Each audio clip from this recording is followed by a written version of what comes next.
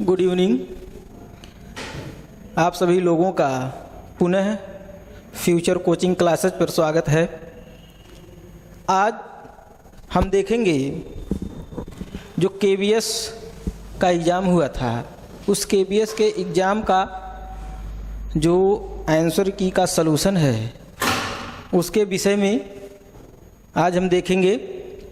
तो आज का जो सीरीज के रूप में है केवीएस एग्जामिनेशन का आंसर की, ठीक है। चलते हैं पहले क्वेश्चन की ओर। पहला क्वेश्चन जो दिया गया है, निम्नलिखित में से कौन सिंधु का हिस्सा नहीं है, यानी सिंधु घाटी सभ्यता का निम्न में से कौन सा हिस्सा नहीं है। तो आप देखेंगे रोपड़, ये भी सिंधु घाटी सभ्यता का हिस्सा है, लोथल भी है, कालीबंगा भी है, ठीक है। लेकिन काली घाट जो है, यह जो है सिंधु घाटी सभ्यता का हिस्सा नहीं है, ठीक है। अगला क्वेश्चन क्या दिया गया है, निम्नलिखित में से सातवाहन शासकों द्वारा निर्मित स्तूप कौन सी है। सातवाहन शासन काल में जो स्तूप निर्मित किया गया है, निम्न में से कौन सा स्तूप है। सातवाहन काल में जो स्तूप का निर्माण हुआ है, आप देखेंगे उसमें से कौन सा स्तूप है, अमरावती का स्तूप। इस अमरावती के स्तूप का निर्माण जो है किसके समय में हुआ है, सातवाहन शासकों के द्वारा करवाया गया है, ठीक है। अगला क्वेश्चन,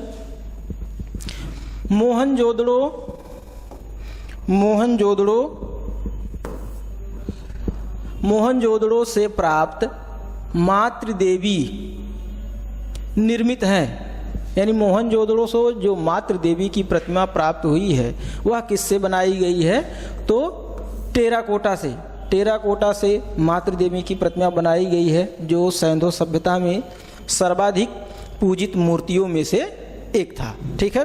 अगला क्वेश्चन, सिंधु घाटी से प्राप्त मोहरें निर्मित हैं। जो सिंधु घाटी सभ्यता से जो मोहरें पाई गई हैं किससे बनाई गई हैं, तो मोहरें जो बनाई गई हैं आप देखेंगे ज़्यादातर जो मोहरें बनाई गई हैं किससे बनाई गई हैं, स्टेटाइट से। स्टेटाइट की मोहरें जो हैं सर्वाधिक सैंधव सभ्यता में बनाई गई हैं। अगला क्वेश्चन, सिंधु घाटी से प्राप्त नर्तकी की मूर्ति के बनाने की प्रक्रिया थी। सैंधव सभ्यता में जो मोहनजोदड़ो था, इस मोहनजोदड़ो से जो नर्तकी की प्रतिमा प्राप्त हुई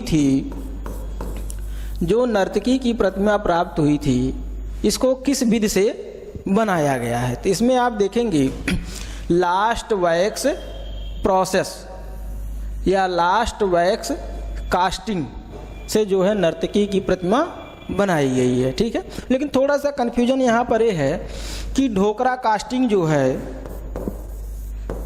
ढोकरा जो कास्टिंग है यह भी जो है मूर्ति ढालने की एक प्रक्रिया है, ठीक है। लेकिन थोड़ा सा दोनों में अंतर क्या है कि लास्ट वैक्स प्रोसेस में या लास्ट वैक्स कास्टिंग में किसका प्रयोग किया जाता है, मोम का। इसमें मोम का प्रयोग किया जाता है और मोम का प्रयोग करके मूर्तियों की ढलाई की जाती है, ठीक है। लेकिन और इसमें देखेंगे थोड़ा सा एक अंतर और है, जो ढोकरा कास्टिंग है इससे बड़े आकार की भी मूर्तियां बनाई जाती हैं, लेकिन लास्ट वैक्स प्रोसेस में छोटे आकार में ज़्यादातर मूर्तियां बनाई जाती हैं। और ढोकरा कास्टिंग में आप देखेंगे जो मूर्तियां बनाई जाती हैं, इसका जो सांचा होता है वह एक ही होता है, और इस प्रक्रिया से आप बार बार किसी भी वस्तु की ढलाई कर सकते हैं, और इस ढोकरा कास्टिंग विधि से जो ढलाई की जाती है यह सभी वस्तुओं की साइज इसमें एक होती है, ठीक है।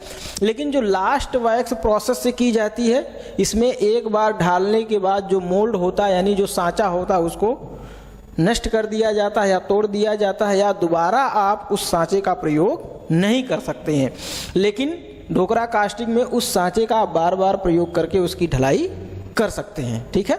अगला देखिए क्वेश्चन जो दिया गया है, निम्नलिखित में से सिंधु घाटी सभ्यता की यह जगह गुजरात में है, यानी सिंधु सभ्यता की कौन सी जगह है जो गुजरात में स्थित है।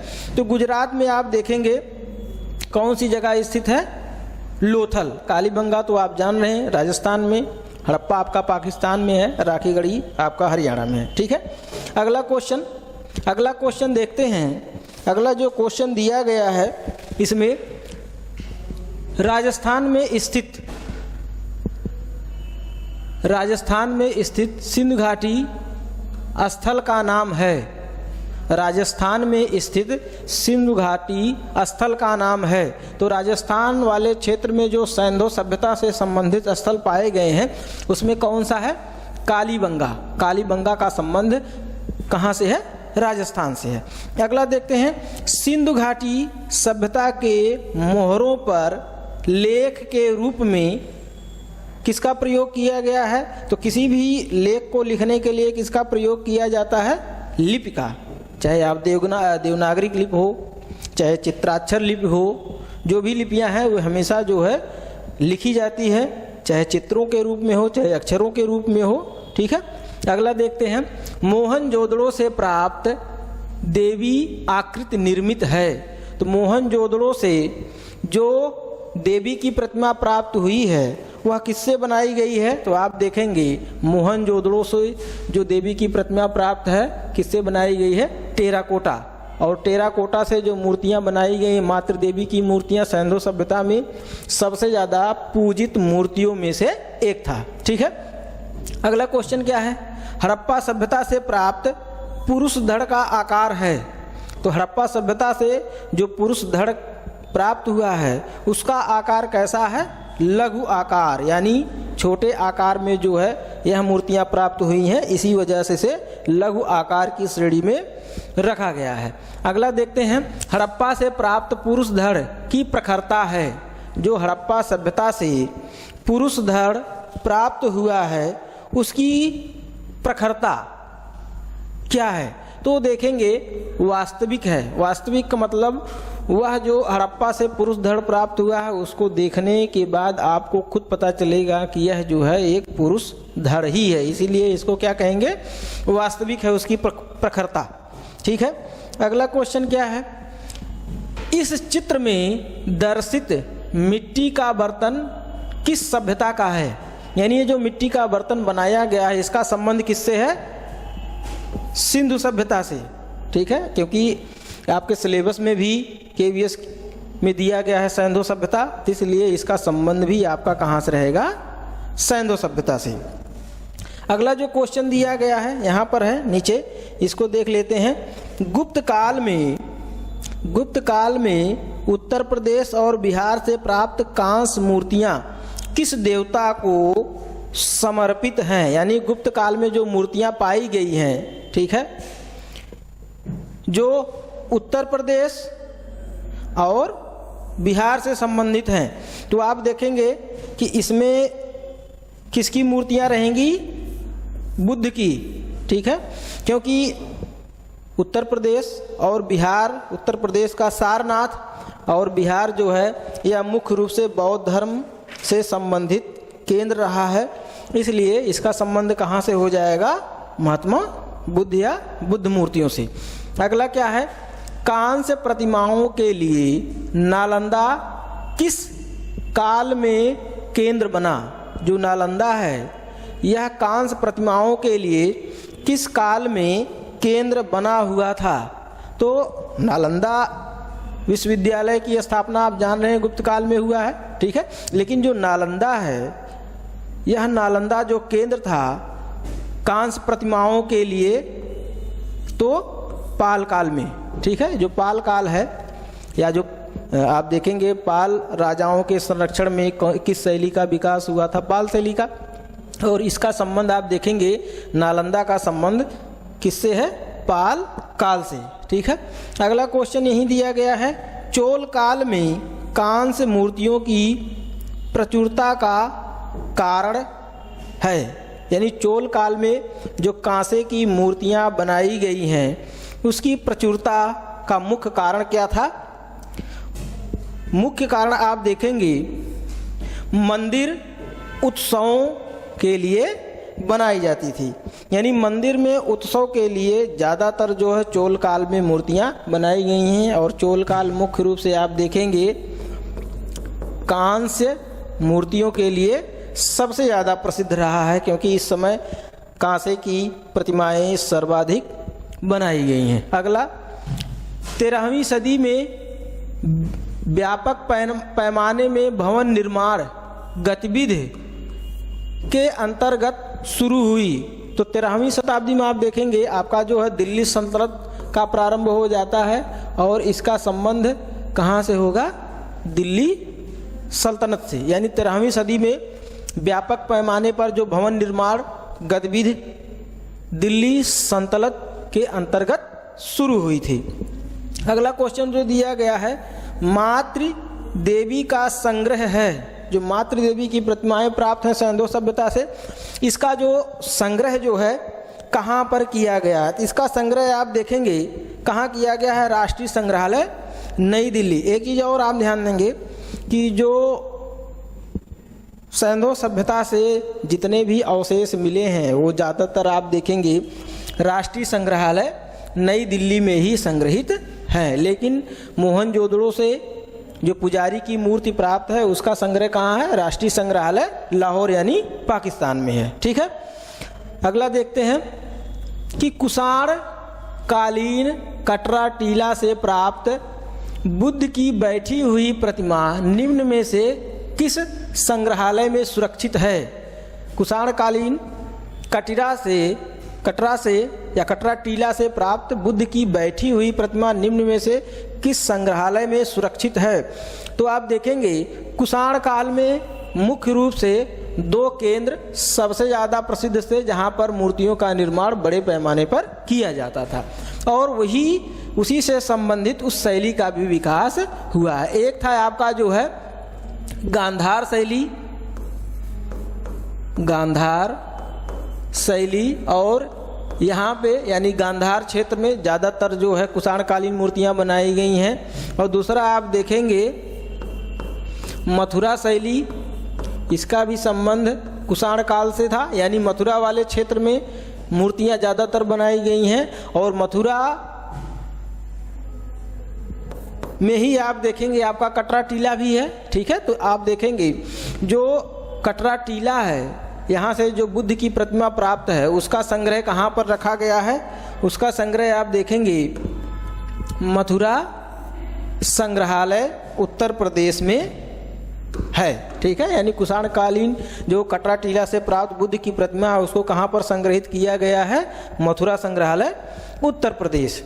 इसके बाद अगला आप देखेंगे दिए हुए चित्र में अशोक स्तंभ पर कौन सा फूल अंकित है?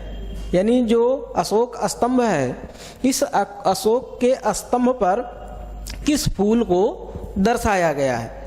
इसमें जो ऑप्शन दिया गया है कुमुदनी, सूर्यमुखी, कमल का फूल या गुड़हल, तो इसमें कौन सा फूल रहेगा? कमल का फूल। अब ये कहाँ दर्शाया गया है आप यहाँ देख सकते हैं। ये जो दर्शाया गया है इसमें आप देखेंगे यहाँ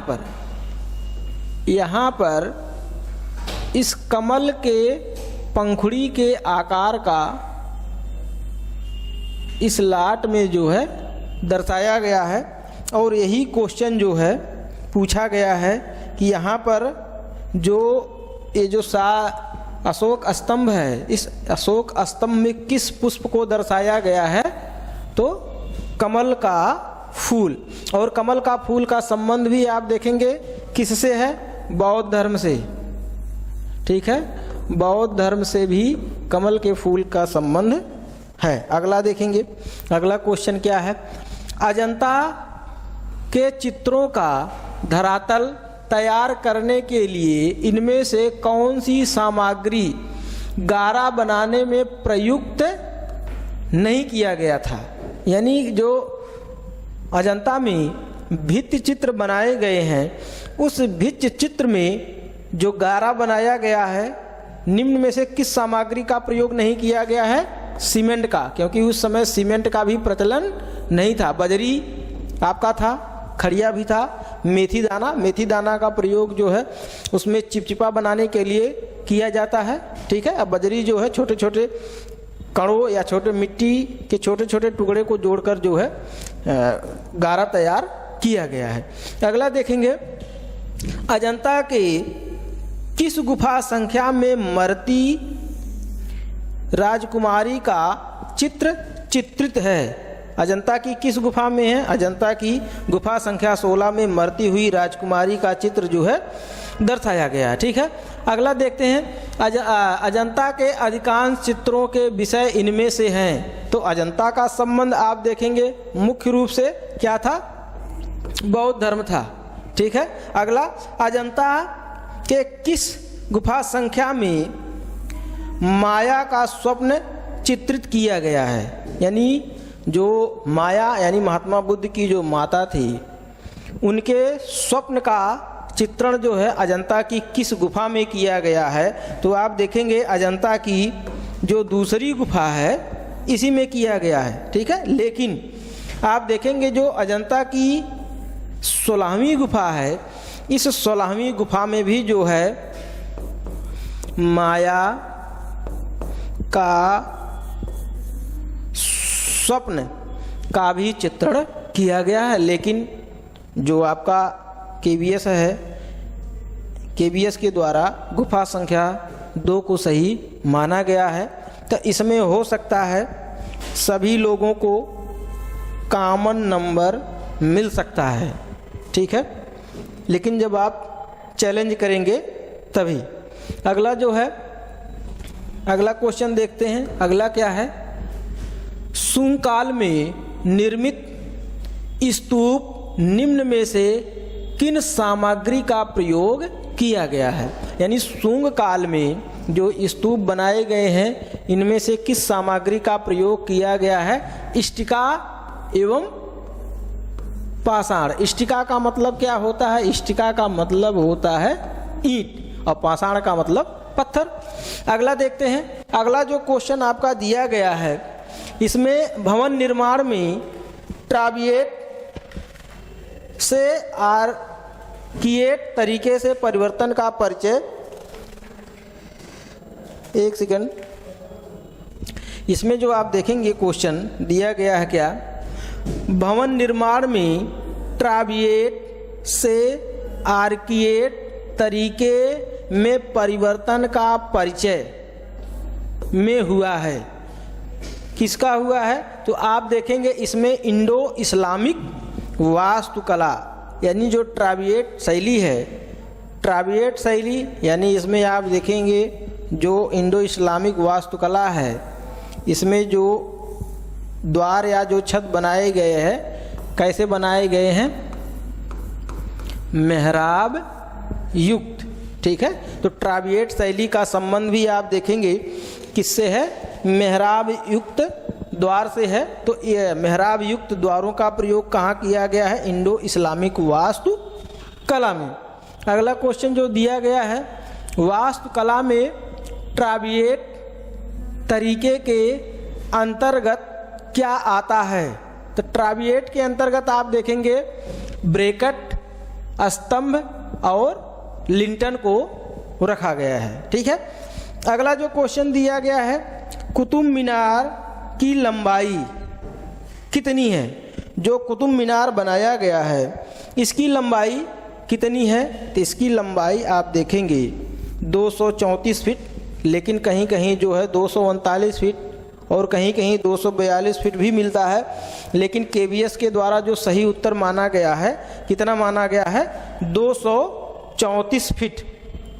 अगला जो क्वेश्चन दिया गया है, कुतुब मीनार इनके साथ भी संबंधित है। जो कुतुब मीनार है किसके साथ संबंधित है? कुतुबुद्दीन बख्तियार काकी इनके साथ नहीं है। कुतुबुद्दीन ऐबक, कुतुबुद्दीन ऐबक के साथ इसका संबंध है। इसके बाद अगला जो ऑप्शन दिया गया कुतुबुद्दीन औलिया, और अगला जो ऑप्शन दिया गया है, अगला ऑप्शन क्या दिया गया है, इसका भी इससे संबंध नहीं है। ठीक है, अगला जो है कुतुबुद्दीन मोइन। तो इसमें कुतुबुद्दीन मोइन के भी साथ तो नहीं है, लेकिन आयोग के द्वारा जो है इसका सही विकल्प क्या माना गया है, कुतुबुद्दीन मोइन। तो इसमें हो सकता है अगर चैलेंज किया जाए तो इसमें परिवर्तन हो सकता है। ठीक है, इसमें परिवर्तन होने के चांसेस पूरा है।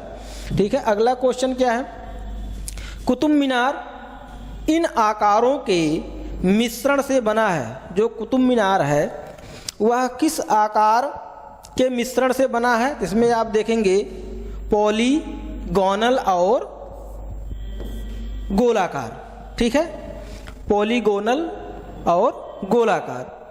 अगला क्वेश्चन क्या दिया गया है, अजंता के भित्ति चित्र पद्मपाण बोधिसत्व के चित्र में निम्नलिखित में से बुद्ध के दाएं हाथ में इनमें से किस पुष्प को दिखाया गया है? यानी पद्मपाण बोधिसत्व का जो चित्र अंकित किया गया अजंता की किस गुफा में है? गुफा संख्या 1 में बनाया गया है। ठीक है, इसमें जो महात्मा बुद्ध हैं, महात्मा बुद्ध के हाथों में किस फूल को दर्शाया गया है? कमल। और कमल का जो फूल है इसमें आप देखेंगे बौद्ध धर्म से भी संबंधित कमल के फूल को माना जाता है। अगला क्वेश्चन आप देखेंगे, अगला जो क्वेश्चन दिया गया है, कौन सा विश्व प्रसिद्ध मकबरा दिए हुए फोटो में दर्शित मकबरे से प्रेरित है? विश्व प्रसिद्ध मकबरा दिए हुए फोटो में दर्शित मकबरे से प्रेरित है। यानी जो फोटो में एक मकबरा दिया गया है यह किस मकबरे से प्रेरित है? बीबी का मकबरा या ताजमहल, हुमायूं का मकबरा या एतमाउद्दौला मकबरा से? इसके विषय में आप देखेंगे ये आपका मकबरा दिया गया है। ठीक है, इस मकबरे के विषय में थोड़ी सी जानकारी हम लोग, जो आपका ये मकबरा दिया गया है, ये वाला मकबरा, ठीक है, यह जो मकबरा है इसको अगर आप कलर्ड में देखेंगे तो यही वाला मकबरा है। यह मकबरा कौन सा है?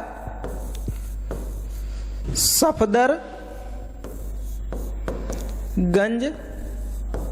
का मकबरा है। ठीक है, सफदरगंज का मकबरा है और इसी मकबरे को यहाँ दर्शाया गया। अगर ध्यान से आप देखेंगे इसको, ध्यान से अगर आप देखेंगे इस चित्र को, तो इसी चित्र से पूरी तरह से मेल खाता हुआ दिखाया गया है। ठीक है, लेकिन इसमें क्या पूछा गया है कि ये जो मकबरा दिया गया है यह मकबरा किससे प्रेरित है? तो किससे प्रेरित है तो इसके विषय में थोड़ी सी जानकारी हम लोग कर लेते हैं। ये आपका कौन सा मकबरा है? हुमायूं का मकबरा। कौन सा मकबरा है? ये हुमायूं का मकबरा है। ठीक है, हुमायूं का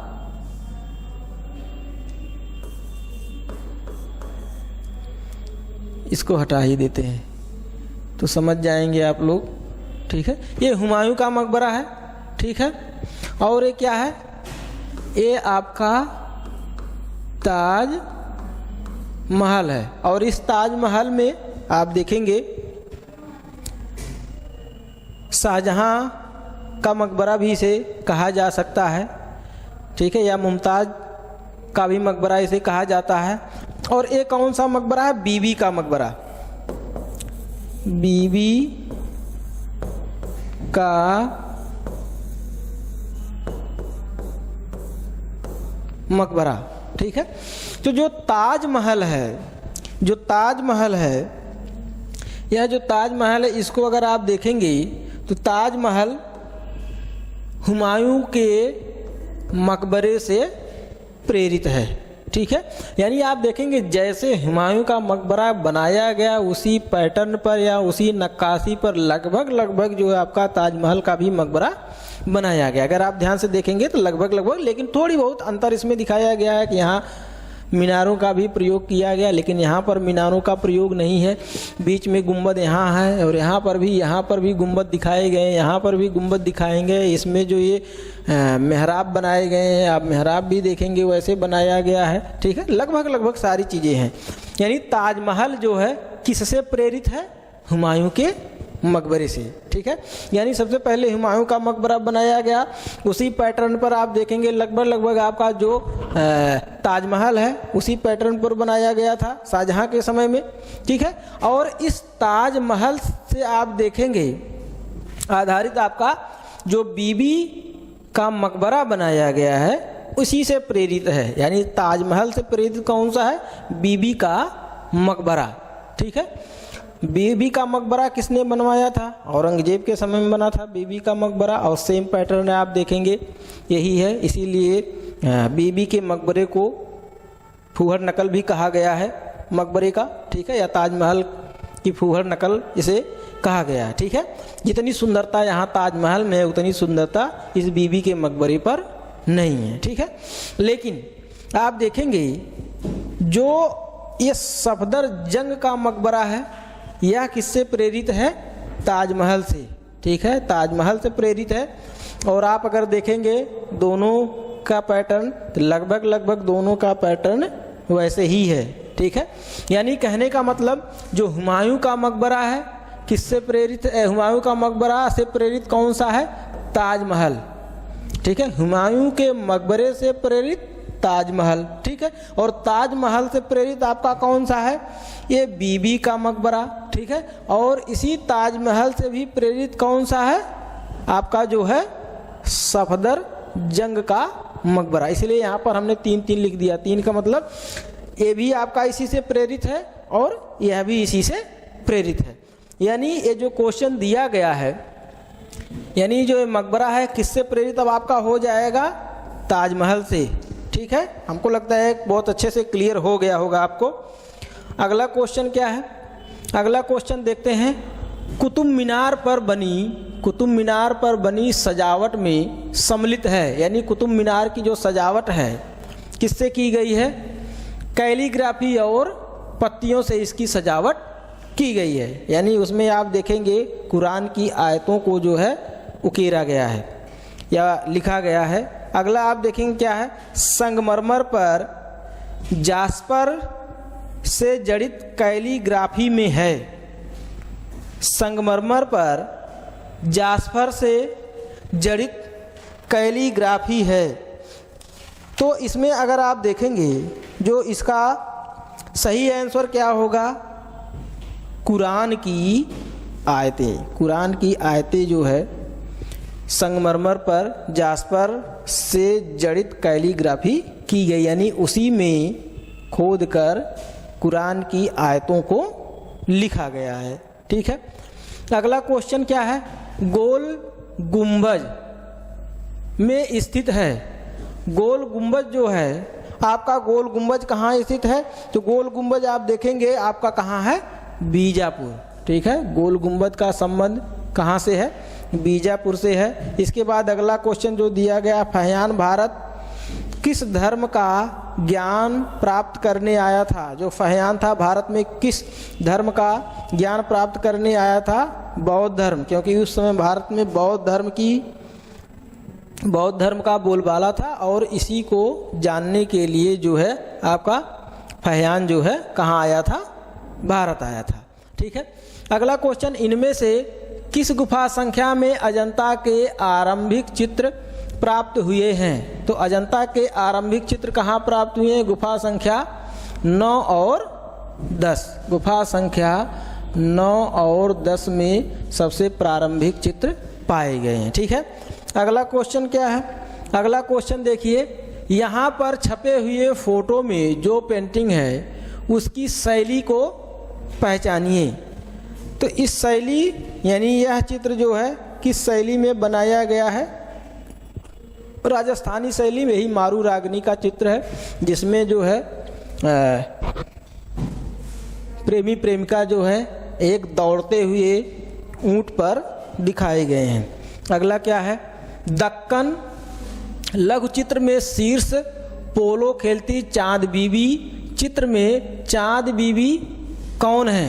जो चांद बीबी है, इस चांद बीबी का संबंध कहाँ से है? तो आप देखेंगे इसमें जो चांद बीबी का संबंध है ये बीजापुर की रानी थी। कहाँ की थी? बीजापुर की रानी थी, ठीक है। और लेकिन जो चांद बीबी पोलो खेलते हुए का संबंध कहाँ से था? गोलकुंडा से, ठीक है। गोलकुंडा में इस चित्र को बनाया गया था, ठीक है। कहाँ बनाया गया था? गोलकुंडा में बनाया गया था। और बीजापुर की ये रानी है, लेकिन बीजापुर से इनका संबंध है और बीजापुर की रानी है, लेकिन इनका चित्र किस शैली में बनाया गया था? गोलकुंडा शैली में, ठीक है। इसका सही आंसर क्या होगा? बीजापुर की रानी। अगला क्या है? मुख्यतः मुगल लघु चित्र चित्रित है। मुख्यतः मुगल लघु चित्र चित्रित है। तो मुगल काल में जो चित्र बनाए गए हैं ज़्यादातर हैंडमेड पेपर या हस्त निर्मित कागज़ों पर बनाए गए हैं, ठीक है। इसकी विस्तृत जानकारी आप पढ़े ही होंगे। मुगल काल में लघु चित्र में लेपिस लाजुली से कौन रंग प्राप्त होता है? लेपिस लाजुली से कौन सा रंग प्राप्त होता है? तो अल्ट्रा मैरन नीला, ठीक है। अल्ट्रा मैरन कलर यानी नीला रंग जो है लेपिस लाजुली से प्राप्त होता है। अगला क्वेश्चन, किसके काल में मुगल लघु चित्रण वैज्ञानिकता या यथार्थता के उच्चतर को प्राप्त था? किस काल में लघु चित्रों में वैज्ञानिकता यथार्थता अपने उच्चतर स्तर पर था? तो आप देखेंगे जहांगीर, क्योंकि जहांगीर का समय मुगल काल में आप देखेंगे स्वर्ण काल के नाम से जाना जाता है, ठीक है। अगला क्या है? जहांगीर कालीन चित्रित लघु चित्र बाज शीर्षक का चित्रकार। तो बाज जो चित्र था इसका चित्रकार कौन था? उस्ताद मंसूर। जो उस्ताद मंसूर था इसी के द्वारा जहांगीर काल में बाज पक्षी का चित्रण किया गया है, ठीक है।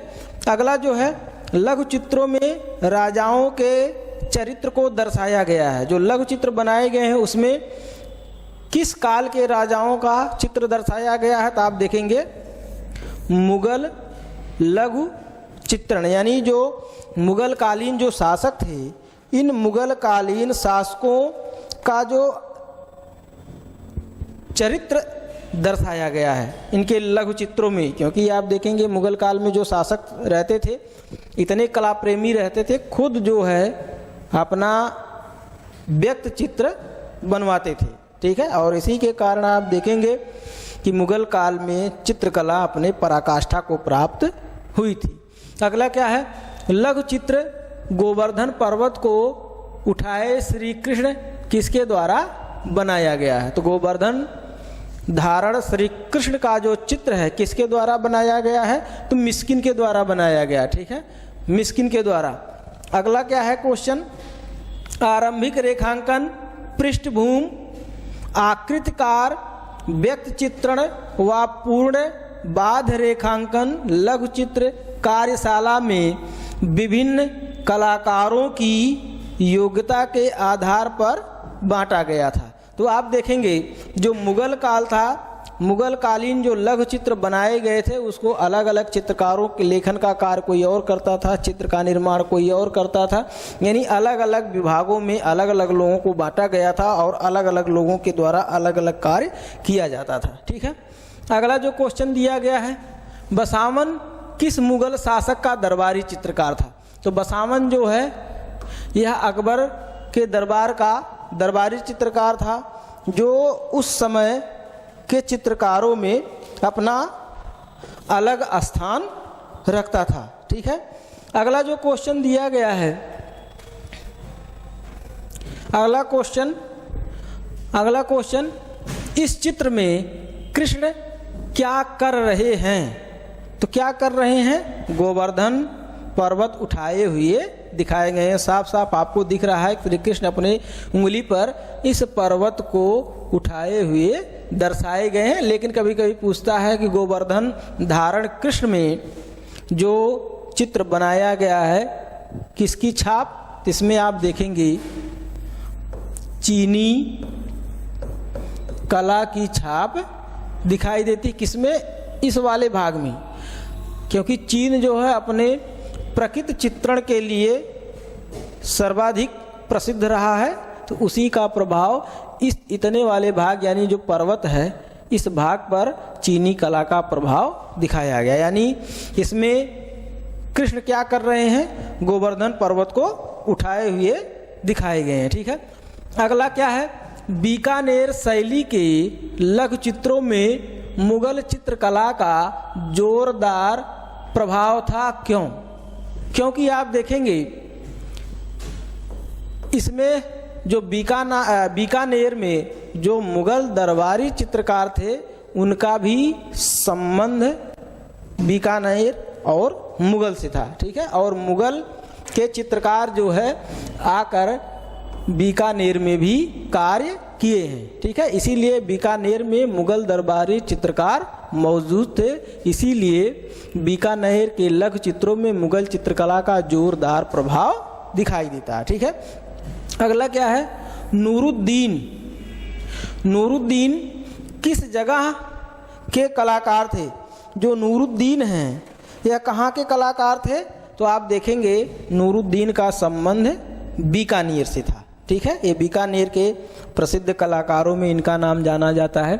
अगला क्या है? राजस्थानी लघु चित्रकला के चित्रण की तकनीक क्या थी? तो राजस्थानी लघु चित्रकला की जो चित्रण की तकनीक थी क्या थी? टेम्परा। यहाँ रेम्परा दिया है लेकिन क्या था? टेम्परा पद्धत। और इसी टेम्परा पद्धत में आप देखेंगे राजस्थानी लघु चित्रों का निर्माण किया गया। ठीक है, अगला क्या है? राष्ट्रीय संग्रहालय दिल्ली के संग्रह में मारू रागनी चित्र किस राजस्थानी लघु चित्रकला शैली से है? यानी जो मारू रागनी है इस मारू रागनी का संबंध कहाँ से है? तो मेवाड़ से। ठीक है, इसी मेवाड़ में जो है मारू रागनी का चित्रण किया गया है और इस मारू रागनी चित्र का संग्रह कहाँ है? राष्ट्रीय संग्रहालय नई दिल्ली। जैसा कि इसके पीछे वाले भाग में एक ऊंट पर मारू और रागनी को दिखाया गया है दौड़ते हुए। इसके पहले वाले क्वेश्चन में एक क्वेश्चन आप देख चुके हैं। अगला क्या है? राजस्थानी लघु चित्र में सबसे प्रसिद्ध चित्र बनी ठनी के चित्रकार थे। इसको आपको भली भांत पता होगा, निहाल चंद के द्वारा ही बनी ठनी का चित्रण किया गया है। अगला क्या है? चित्रकार दाना द्वारा चित्रित चौगान प्लेयर किस राजस्थानी लघु चित्रकला शैली का है? तो जोधपुर। इसका संबंध कहाँ से है? जोधपुर से। चौगान प्लेयर किसके द्वारा बनाया गया है? दाना भाटी के द्वारा चित्र ये बनाया गया। अगला क्या है?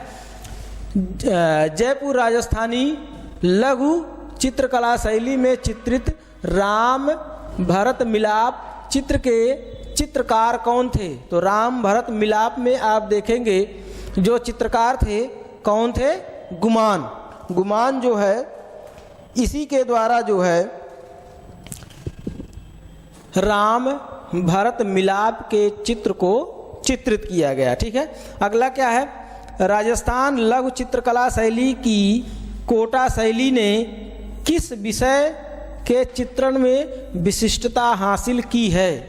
तो इसमें आप देखेंगे जो कोटा शैली है इसकी विशिष्टता किसमें है? 12 मासा में है। ठीक है, 12 मासा में इसकी विशिष्टता सर्वाधिक है। अगला आप देखेंगे, अगला क्वेश्चन क्या है?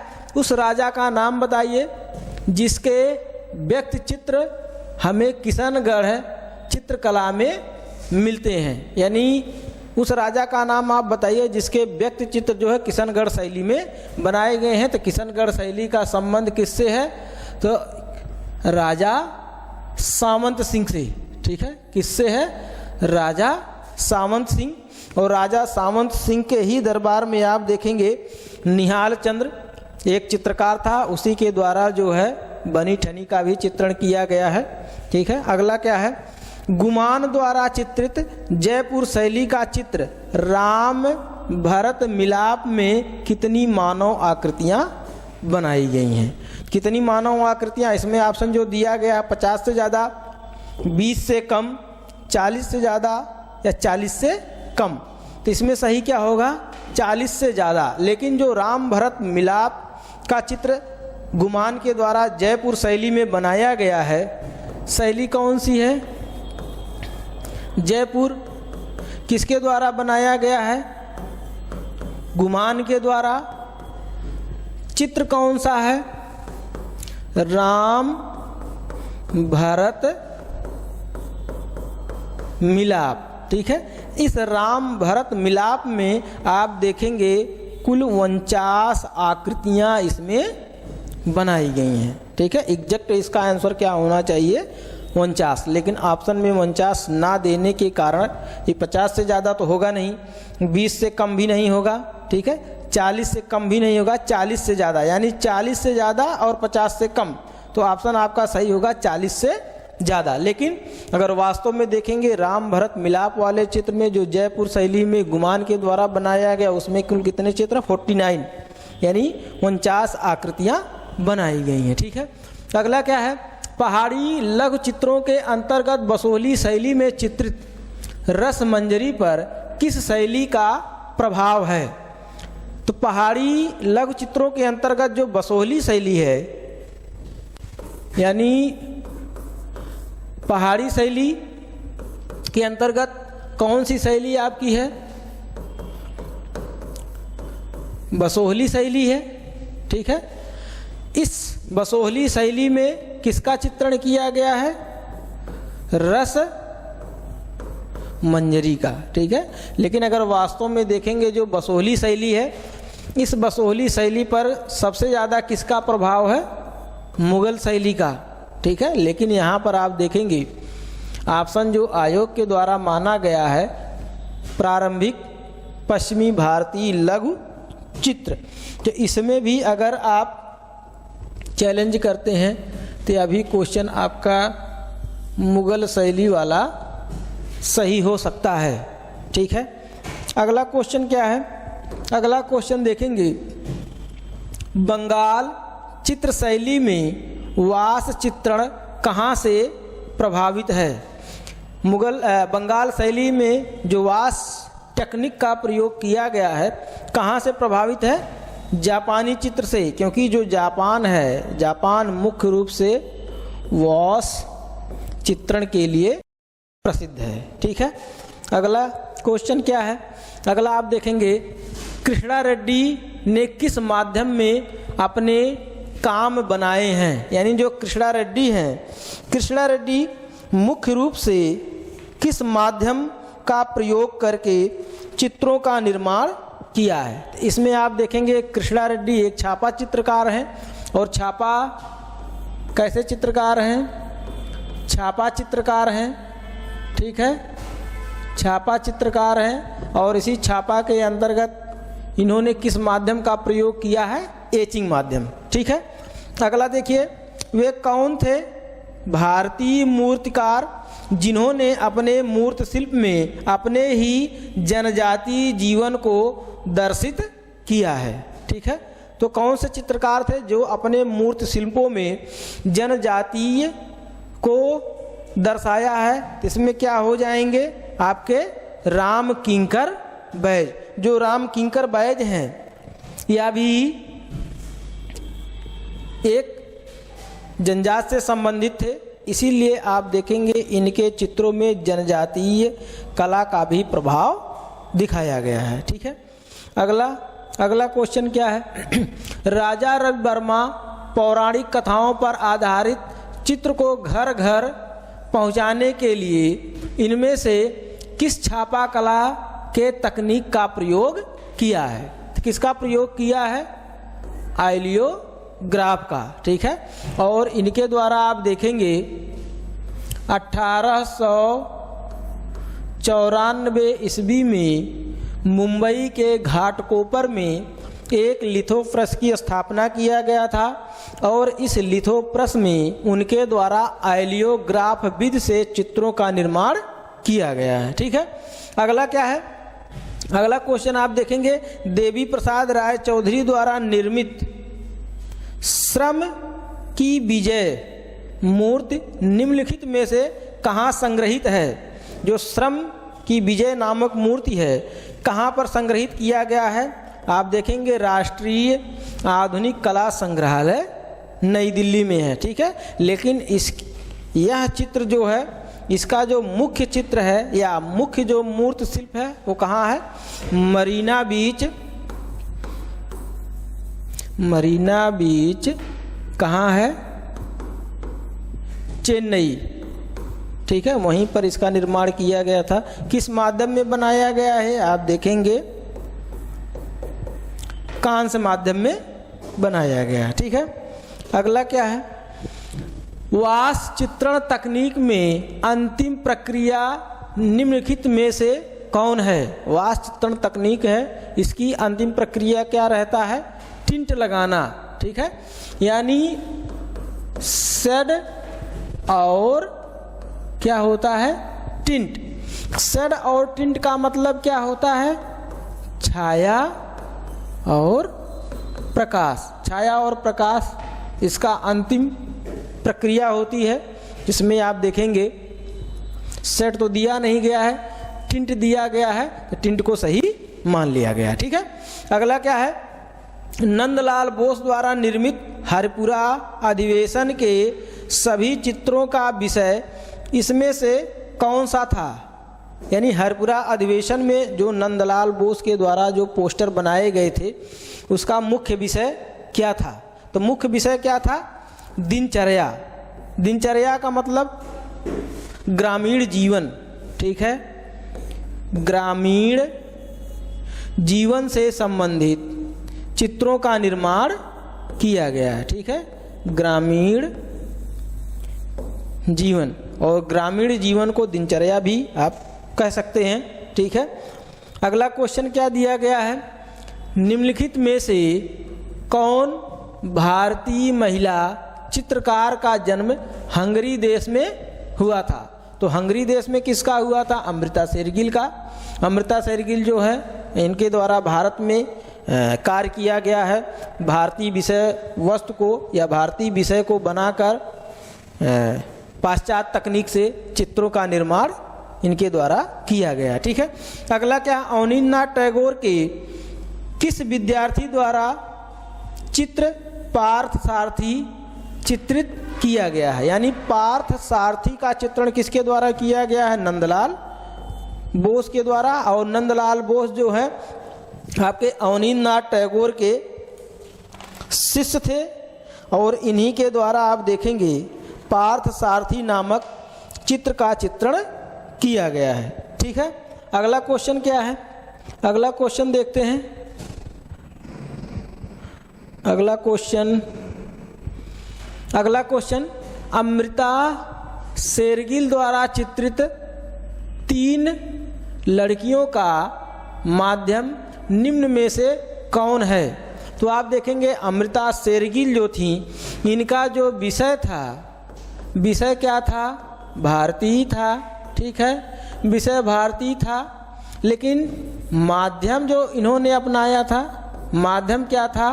पाश्चात्य, यानी तैल माध्यम में, ठीक है। तो इनके द्वारा जो 3 लड़कियों का चित्र बनाया गया, किस माध्यम में बनाया गया है? तैल माध्यम में, ठीक है। अगला क्या है? निम्नलिखित में से राम किंकर बैज द्वारा निर्मित शिल्प संथाल परिवार का माध्यम क्या है? ठीक है, जो राम किंकर बैज हैं, राम किंकर बैज के द्वारा जो संथाल परिवार से संबंधित चित्र बनाया गया है, उस संथाल परिवार का जो चित्र है किससे संबंधित है? तो आप देखेंगे कंक्रीट, ठीक है। किस माध्यम में बनाया गया है? कंक्रीट माध्यम में बनाया गया है। और यह जो है इनके द्वारा बनाया गया प्रसिद्ध चित्रों में से एक है, ठीक है। अगला जो क्वेश्चन दिया गया है, अगला क्या है? भारतीय राष्ट्रीय कांग्रेस के हरपुरा सम्मेलन के लिए प्रदर्शित सभी चित्र निम्न में से किसके द्वारा चित्रित किया गया है? तो किसके द्वारा? नंदलाल बोस जो हैं, इन्हीं के द्वारा हरपुरा अधिवेशन में चित्रों का निर्माण किया गया था जो ग्रामीण दृश्य से संबंधित था। अगला क्या है, अगला क्वेश्चन, भारतीय चित्रकार गुलाम रसूल संतोष द्वारा चित्रित चित्र बिना शीर्षक यानी अनटाइटल्ड जो शीर्षक है उसमें जो ज्योतिर्लिंग को किस रंग में दिखाया गया है, तो सफ़ेद रंग में। ठीक है, सफ़ेद रंग से उसमें ज्योतिर्लिंग का चित्रण किया गया। अगला क्या है, सोमनाथ होर द्वारा चित्रित छाप चित्र शीर्षक बच्चे का तकनीक क्या है, यानी सोमनाथ होर के द्वारा जो बच्चे का चित्र बनाया गया है इसका शीर्षक क्या है, तो एचिंग एवं एक्वाटिंट। ठीक है, एचिंग और एक्वाटिंट माध्यम में जो है इनके द्वारा बनाया गया। ठीक है, अगला क्या है, निम्नलिखित में से कौन सा कला तत्व का भाग नहीं है, कला के तत्व का भाग निम्न में से कौन सा नहीं है, तो आपका चित्रकला। कला के तत्व कितने हैं, 6, रेखा, रूप, वर्ण, तान, पोत और अंतराल। ठीक है, अगला क्या है, अगला क्वेश्चन, निम्नलिखित में से कौन सा रंग गर्म रंग समूह का हिस्सा नहीं है, तो गर्म रंग समूह का हिस्सा कौन सा नहीं रहेगा, आपका नीला। नीला रंग और हरा रंग दोनों जो है गर्म रंगों की श्रेणी में नहीं आता है, तो इसमें कौन सा सही होगा, आपका नीला रंग। अंतराल एक है, अंतराल क्या है, एक क्षेत्र है जिस पर जो है चित्रकार के द्वारा कार्य किया जाता है। ठीक है, अगला क्या है, निम्नलिखित में से कौन ज्योतिष रूप का हिस्सा नहीं है, यहाँ ज्योतिष नहीं ज्यामिति होना चाहिए, ज्यामिति रूप का हिस्सा नहीं है, तो ज्यामिति रूप का हिस्सा आपका कौन सा नहीं होगा, पानी का गिलास। अगला क्या है, निम्नलिखित में से कौन पेंसिल सर्वाधिक कठोर होती है, तो सर्वाधिक कठोर की श्रेणी में आने वाली पेंसिल कौन सी है, एच। अगला क्वेश्चन क्या है, निम्नलिखित में से कौन तैल चित्रण तकनीक में प्रयोग में नहीं लाया जाता है, यानी तैल चित्रण में किस तकनीक का प्रयोग नहीं किया जाता है, अलसी का प्रयोग किया जाता है, कठोर बाल वाली तुलिका का भी प्रयोग किया जाता है, तारपीन के तेल का भी प्रयोग किया जाता है, लेकिन ड्राई पेस्टल का प्रयोग नहीं किया जाता। अगला क्या है, काला और सफ़ेद रंग कहलाते हैं, तो काले और सफ़ेद रंग क्या कहलाते हैं, उदासीन रंग, इसको उदासीन रंग कहा जाता है। अगला क्या है, क्यूब, प्रिज्म और बेलनाकार ज्यामिति हैं, क्या है, एक रूप है, ये ज्यामिति का एक रूप है, यानी कौन सा सही होगा, रूप। अगला क्या है, साहबदीन किस राजस्थानी चित्रकला शैली के चित्रकार हैं, जो साहबदीन है राजस्थानी शैली के किस चित्र कला के चित्रकार हैं, तो साहबदीन का संबंध कहाँ से है, मेवाड़ से है। ठीक है, साहबदीन का संबंध कहाँ से है, मेवाड़ से है। अगला क्वेश्चन आप देखेंगे, अगला क्वेश्चन क्या है, अगला क्वेश्चन,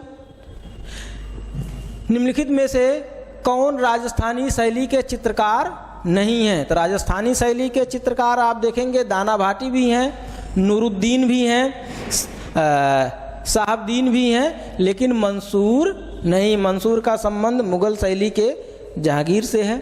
अगला क्या है, चौगुन यानी चौगान खिलाड़ी शीर्षक चित्र में राजकुमारियां कौन सा खेल खेल रही हैं, चौगान, चौगान में जो राजकुमारियां हैं क्या खेल रही हैं, पोलो, पोलो का खेल जो है इनके द्वारा जो है खेला जा रहा है। अगला क्या है, अगला क्वेश्चन आप देखेंगे, नागर और द्रविड़ मंदिर स्थापत्य के कुछ चुनकर बनाए हुए मंदिर स्थापत्य का नाम बताइए। तो इसमें अगर आप देखेंगे, इसमें जो आपका सही होगा, यानी नागर और द्रविड़ शैली के मिश्रण से कौन सी शैली बनी है, बेसर शैली, और बेसर शैली को खच्चर शैली के नाम से भी जाना जाता है। जो आप देखेंगे मध्य भारत में इस शैली का प्रयोग सर्वाधिक हुआ है, यानी अगर आप देखेंगे मैप के हिसाब से, थोड़ा सा यहाँ देख लेते हैं, यहाँ अगर आप देखेंगे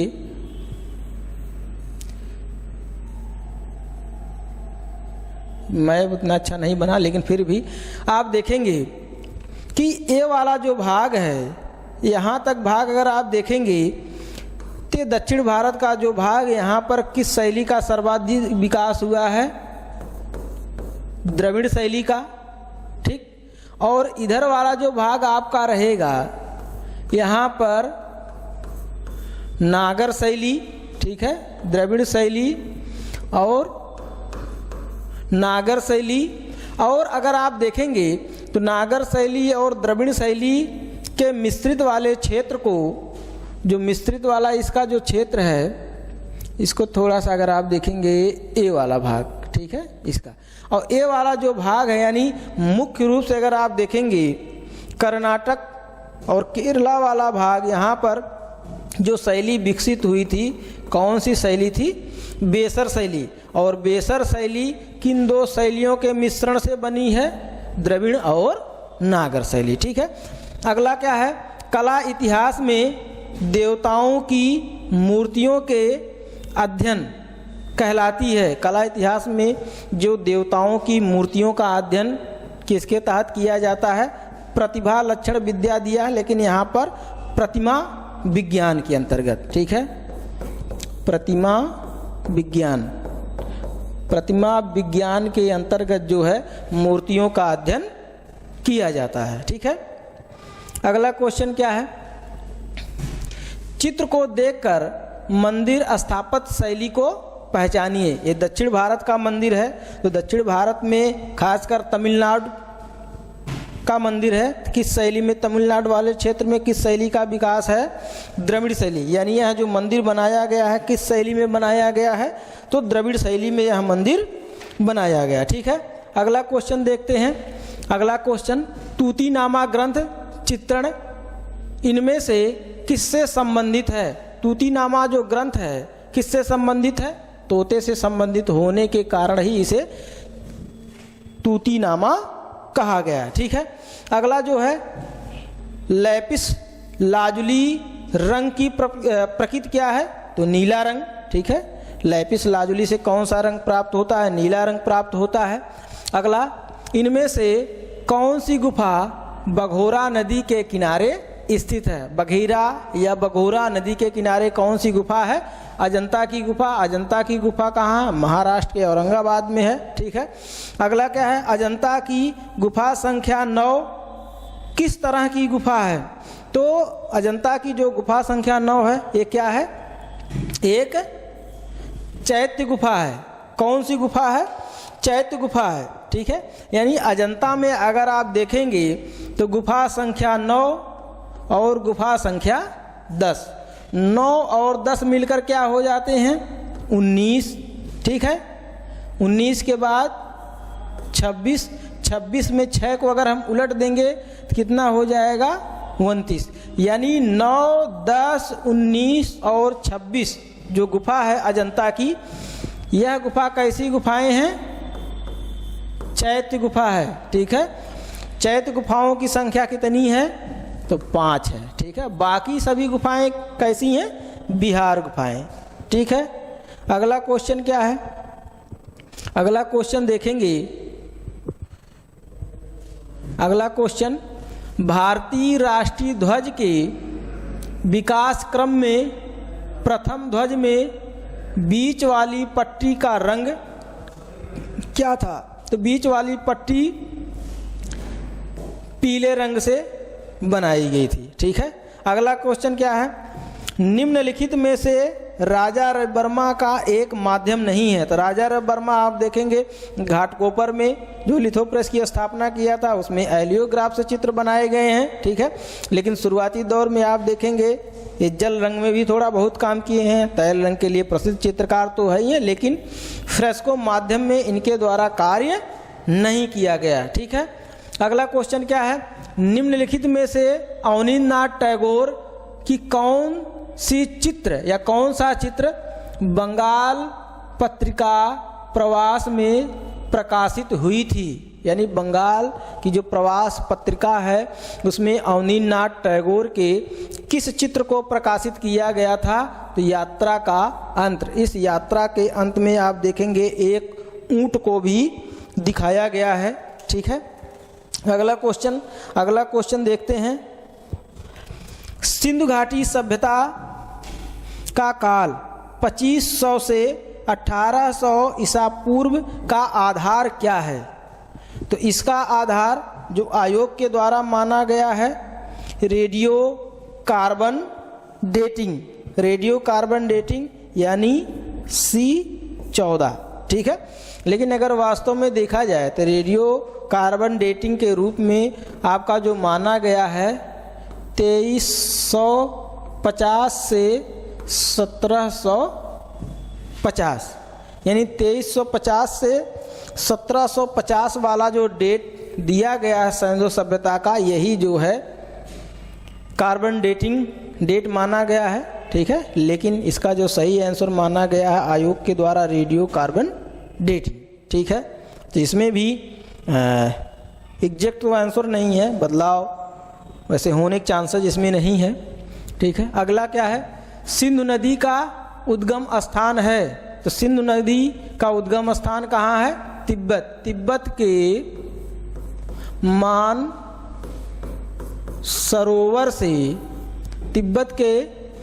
सरोवर से सिंधु नदी निकलती है और इसी सिंधु नदी के किनारे आपका मोहनजोदड़ो स्थित है। अगला क्या है?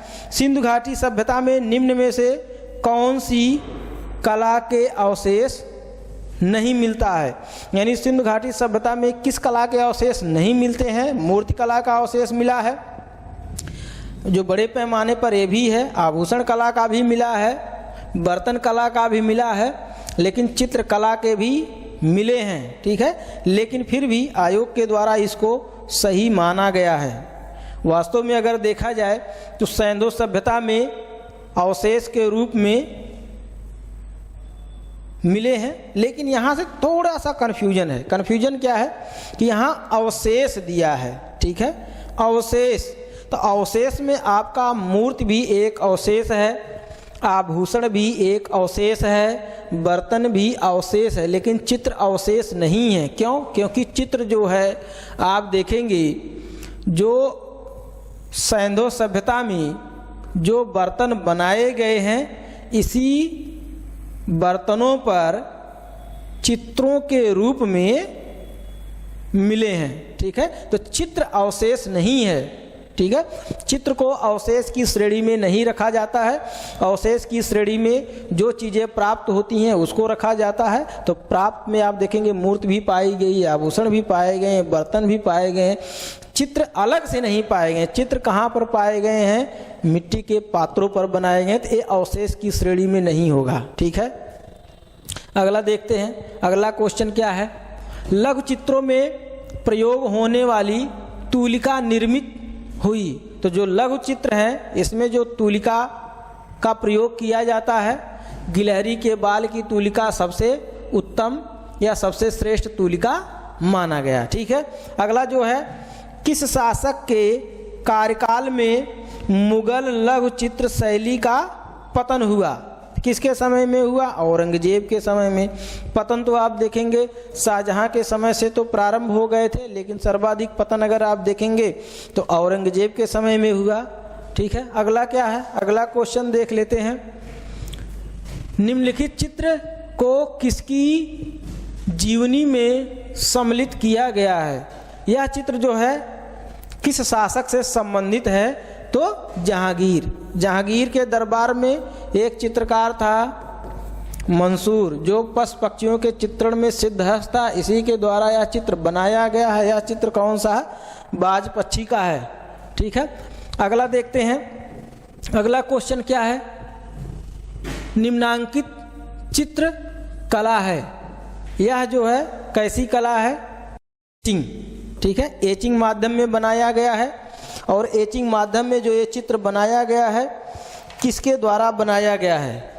ठीक है, इस प्रश्न का उत्तर आपको कमेंट बॉक्स में देना है। यह जो चित्र बनाया गया है किस चित्रकार के द्वारा बनाया गया है और इस चित्र का नाम क्या है? यानी आपको इस चित्र के विषय में क्या क्या बताना है, कमेंट बॉक्स में आप लोग बताएंगे। यह जो चित्र है यानी चित्र का नाम क्या है, ठीक, और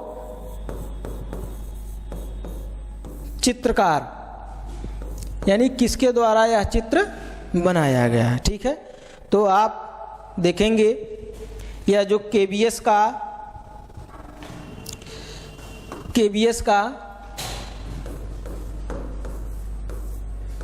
का यह आप जो 100 क्वेश्चन सब्जेक्ट से आया था, इसकी ऑफिशियल आंसर की तो आ गई, लेकिन हमारे द्वारा भी इसके विषय में विस्तृत जानकारी दी गई।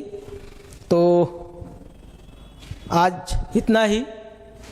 तो हमारे फ्यूचर कोचिंग क्लासेज को सब्सक्राइब करें, लाइक करें, शेयर करें, कमेंट लिखें। ठीक है, फिर अगला वीडियो पुनः मिलेगा। धन्यवाद।